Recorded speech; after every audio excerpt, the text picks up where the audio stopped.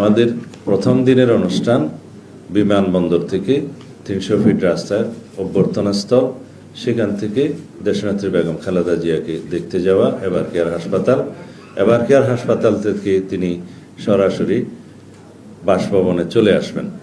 তখন বিমানবন্দর সড়ক হয়ে কাকলের মোড় হয়ে গুলশান ২ নম্বর হয়ে তিনি বাসভবনে চলে আসবেন। ২৬ তারিখ শুক্রবার বাদ জুম্মা তিনি বাসভবন থেকে রওনা হয়ে প্রথমে শহীদ জিয়ার মাজার জিয়ারত করবেন এবং সেখান থেকে জাতীয় স্মৃতিসৌধে তিনি শ্রদ্ধা জ্ঞাপন করতে যাবেন। এটা ২৬ তারিখ। ২৭ তারিখের প্রোগ্রাম আপনারা পরে জানবেন।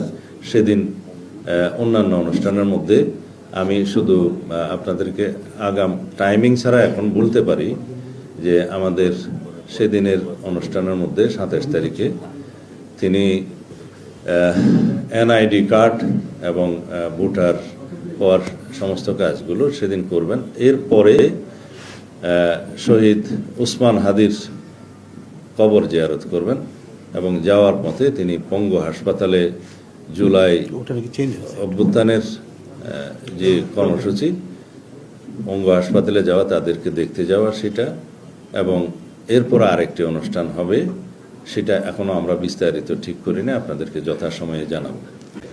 ২৬ তারিখে বাদ জুম্মা তিনি বাসভবন থেকে রওনা দিয়ে প্রথমে শহীদ জিয়ার মাজার এবং সেখান থেকে জাতীয় স্মৃতিসৌধ শ্রদ্ধা জ্ঞাপন, এইটুক ২৬ তারিখের অনুষ্ঠান।